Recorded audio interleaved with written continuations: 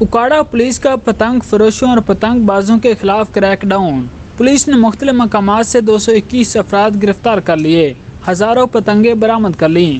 اکاڑا سے نمائندہ زمانہ نیوز عبدالوحید انصاری کی رپورٹ۔